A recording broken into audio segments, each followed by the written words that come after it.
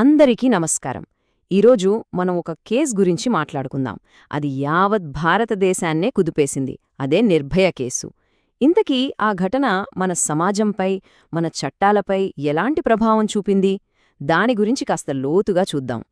చూశారు కదా, ఈ ఒక్క వాక్యం చాలు ఆ రాత్రి ఎంత భయంకరమైందో అర్థం చేసుకోవడానికి. ఒక అమ్మాయి ప్రాణాల కోసం చేసిన పోరాటం మొత్తం దేశాన్నే కదిలించింది.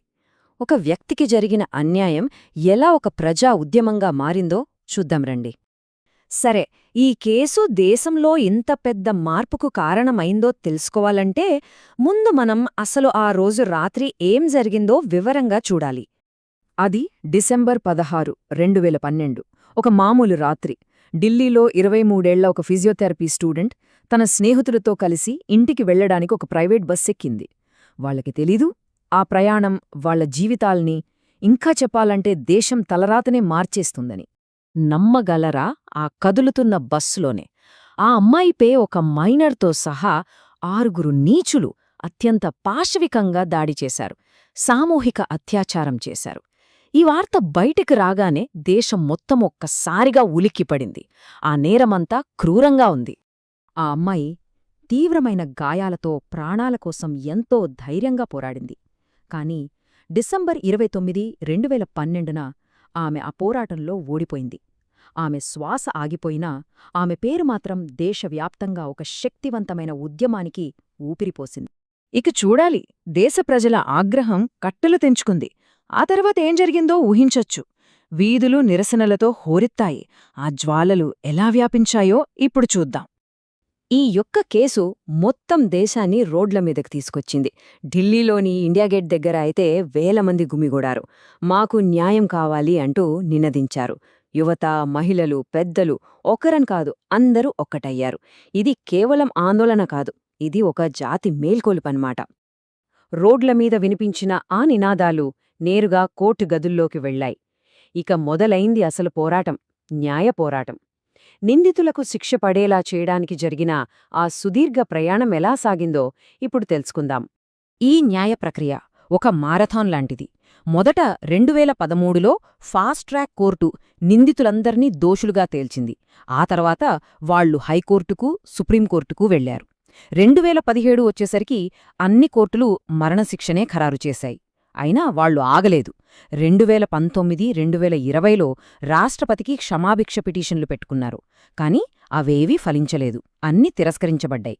చివరికి మార్చ్ 20, 2020న ఆ 4 దోషులను ఉరితీశారు.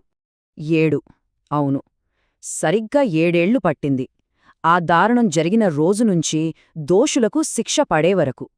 ఈ 7 ఏళ్ల నిరీక్షణ ఆ పోరాటంలో ఎంత కష్టముందో, ఎంత పట్టుదల ఉందో చెబుతుంది.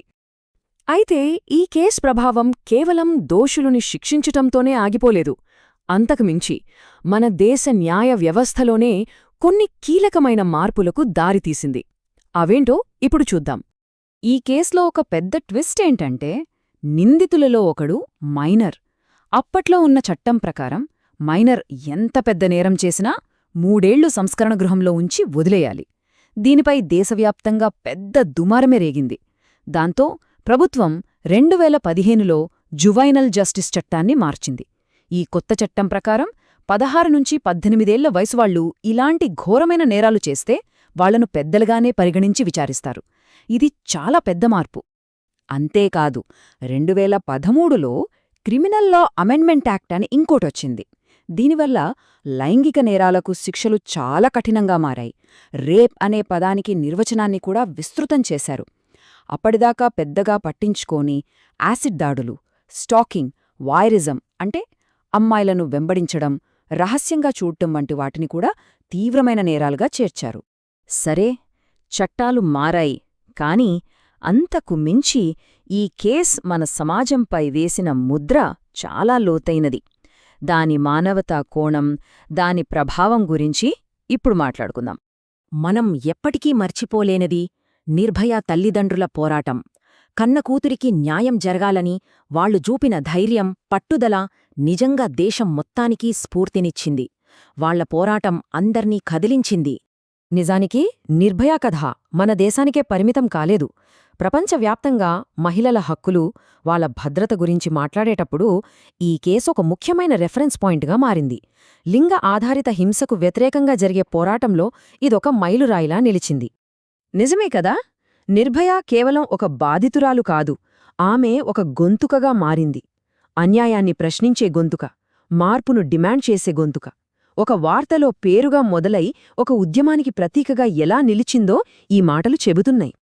అందుకే అంటారు, నిర్భయకు న్యాయం అంటే అది కేవలం ఒక వ్యక్తికి జరిగిన న్యాయం కాదు, అది అందరికీ న్యాయం, అందరికీ భద్రత. ఆమె పోరాటం మన దేశంలోని చీకటి కోణాన్ని మన కళ్ల ముందు నిలబెట్టింది.